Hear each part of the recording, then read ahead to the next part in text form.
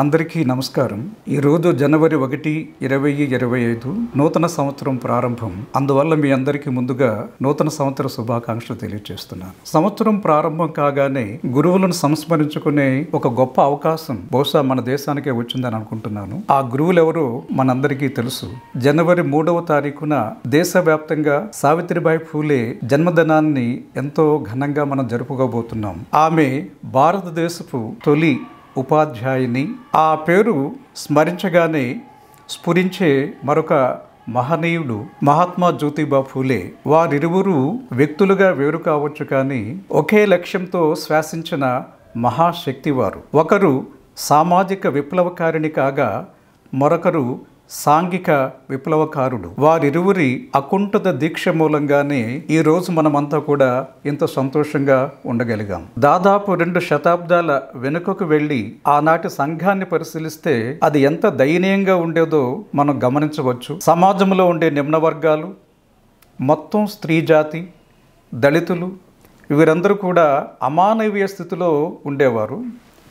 ఇటువంటి అమానవీయ స్థితిని మాన్పి వారి జీవితాలలో వెలుగులు నింపాలంటే విద్య ఒక్కటే దానికి సాధనంగా భావించి విద్య ద్వారా సామాజిక పరివర్తన తీసుకురావాలని వారు ప్రయత్నించేటప్పుడు అది అంత తేలికగా సాగింది కాదు. అనేక అవాంతరాలనే వాటిని ఎదుర్కొన్నారు. ఆ అవాంతరాలనే వాటిని మనం చూస్తే ఇన్ని కష్టాలకు వచ్చి వారు మనకు విద్యను అందించారా అని మనం ఆశ్చర్యపడడం సహజం. బడి పెట్టడానికి తగిన వసతిని ఇవ్వడానికి ఎవరు ముందుకు రాలేదు. ఎవరైనా దయదలిచి వసతి ఇవ్వడానికి ముందుకు వస్తే వారిని బెదిరించి ఆ అవకాశం లేకుండా చేసేవారు. అయినప్పటికీ వారు నిరుత్సాహపడక 1848లో బుధవారపేట పూణేలో ఒక స్కూలు ప్రారంభించారు. క్రమక్రమంగా 18 స్కూళ్ల వరకు వారి జీవిత కాలంలో ప్రారంభించి వేలాది విద్యార్థులను విద్యావంతులుగా తీర్చిదిద్దారు. నిజానికి ఇదొక మహాయజ్ఞంగా మనం చెప్పవచ్చు. కారణం ఏమంటే ఆ మహనీయులు ఎదుర్కొన్న అవాంతరాలు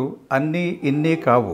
స్త్రీలకు విద్య చెప్పడానికి పురుషుడు ముందుకు రాలేదు. పురుషుడు ద్వారా విద్య నేర్చుకోవడానికి స్త్రీలు సంసిద్ధంగా లేరు. అటువంటి స్థితిలో మరి బాలికలకు స్త్రీలకు విద్య చెప్పాలంటే ఎలా సాధ్యమవుతుందన్న ఒక ధర్మ సంకటం మహాత్మా జ్యోతిబా ఫూలేను వెన్నాడుతున్న సందర్భంలో ఒక అమృత హస్తాన్ని అందించినటువంటి మహనీయురాలు సావిత్రిబాయి ఫూలే. ఆమెకు విద్య నేర్పి ఆమె ద్వారా స్త్రీ విద్యను నిమ్న వర్గాలలో స్త్రీలందరికీ కూడా అందించడానికి ఆయన ప్రయత్నం సాగించారు. అందుకు సావిత్రి ఎంతో సహకారాన్ని అందించింది. ఆమె విద్య చెప్పడానికి వెళ్ళేటప్పుడు ఆ దారిలో అనేక మంది ఆకతాయిలు ఆమె పైన రాళ్లు వేసేవారు, పేడ వెదజల్లేవారు. అయినప్పటికీ కూడా వాటిని ఏమీ పట్టించుకోకుండా పవిత్రమైన విద్య నేర్పడానికి నేను ప్రయత్నం చేస్తూ ఉన్నాను. మీరు చేసే ఈ ప్రయత్నాలు రాళ్ళు లేక పేడ అనేటువంటివి నాకు పువ్వులు లాంటివి అని ఆమె చాలా నవ్వుతూ చెప్తూ ఉండేవారు. అంతేకాకుండా ఆమె ఎప్పుడు వెళ్ళినప్పుడు కూడా మరొక చీర తాను తీసుకువెళ్ళేది. కారణం ఏమంటే వెళ్ళేసరికి ఆ చీరంతా కూడా ఈ పేడ నీళ్లతోనూ రాళ్లతో రప్పలతో నిండేటువంటి పరిస్థితి కాబట్టి దానిని మార్చుకుని విద్యార్థులకు ఆమె పాఠాలు చెప్పేది. ఫూలే తండ్రి గారికి చాడీలు చెప్పి వారిని ఇంటి నుంచి వెళ్ళగొట్టే వరకు కూడా నిద్రపోలేదు.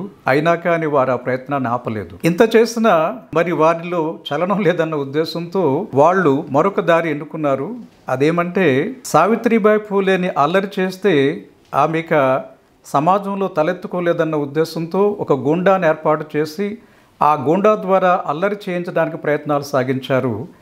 అయితే సావిత్రిబాయి ఫూలే ఆ గూండా అల్లరితనాన్ని చేతలతో చూపించి మరి ఏ పురుషుడు కూడా ఆమెను ఆ దృష్టితో చూడకుండా ఆమె చేయగలిగింది. అందుమూలంగా ఏ పురుషుడు కూడా తర్వాత ఆమెను అల్లరి చేయడానికి ప్రయత్నాలు చేయలేదు. అయినప్పటికీ వారి కక్ష తీరలేదు. అందువల్లనే పూర్తిగా వారిని సమూలంగా నాశనం చేయాలనే ఉద్దేశంతో హత్య చేయడానికి కూడా ప్రయత్నాలు చేశారు. ఇన్ని ప్రయత్నాలు చేసినా వారు వెనుకడుగా వేయకుండా అనేక సంవత్సరాలు ఈ విద్య అనే దాన్ని అందించడం మూలంగా సమాజంలో వేలాది ప్రజలు విద్య నేర్చుకుని వారు ఉన్నతులు కాగలిగారు. అందువలనే ఈనాటి సమాజం ఇంత అందంగా ఉండగలిగింది. మరి ఈ సందర్భంగా ఒక విషయాన్ని మనం తెలుసుకోవాలి. ఇన్ని కష్టాలకు వచ్చి మన జీవితాలలో వెలుగు నింపిన ఈ మహనీయుల ఇద్దరికి కూడా మనము నిజమైనటువంటి నివాళి అర్పిస్తున్నామా? మరొక విధంగా చెప్పాలంటే వారి నిజమైనటువంటి చిత్రపటాలనే పెట్టుకుని వాటికి నివాళి అర్పిస్తున్నామా అన్న విషయాన్ని ఒకసారి మనం గమనించాలి. మనం చూసినప్పుడు సావిత్రిబాయి ఫూలే పేరు కొట్టి గూగుల్లో ఆమె చిత్రపటాన్ని చూడాలనుకుంటే మీరు ఒకసారి చూడండి ఎన్ని రకాల చిత్రపటాలు కనిపిస్తున్నాయో. ఇన్ని చిత్రపటాలలో ఏ చిత్రం ఆమె నిజమైన చిత్రం? కారణం ఏమిటి? మనం మన తల్లిని తండ్రిని పూజించాలనుకునేటప్పుడు నిజమైన వారి చిత్రానికే ఆ పూజ చేస్తాం. కానీ ఇక్కడ విభిన్నమైన చిత్రాలు అనేవి మనకు కనిపిస్తూ ఉన్నాయి. మరి ఏ చిత్రానికి మనం నివాళులర్పించాలి? అనేక సందర్భాలలో మనం చూసేటప్పుడు అనేక సంఘాలు అనేక రకాల ఫోటోలు పెట్టి ఆమెకు నివాళులు అర్పిస్తూ ఉన్నాయి. అందువల్ల ఇక్కడ మనం చూసుకోదగ్గ అంశం ఏమంటే ఇన్ని రకాల చిత్రాలు కాకుండా ఆమె నిజమైన చిత్రం ఏమిటి అన్న విషయాన్ని మనం తెలుసుకోవాల్సిన అవసరం ఉంటుంది. మరి మహారాష్ట్ర ప్రభుత్వం ప్రచురించిన ఆ ఫోటో అనేటువంటిది ఉంది. ఇది ఆమె నిజమైన చిత్రంగా మహారాష్ట్ర ప్రభుత్వం ప్రకటించింది. అందువల్ల ఈ చిత్రాన్ని నిజమైన చిత్రంగా మనం కూడా భావించవలసి వస్తుంది. సావిత్రిబాయి ఫోటోతో పోలిస్తే మహాత్మా జ్యోతిరావు ఫోటోలో పెద్దగా మార్పులు కనిపించకపోవచ్చు, కానీ ఇక్కడ కూడా భిన్నమైన చిత్రాలు మనకు లభ్యమవుతున్నాయి.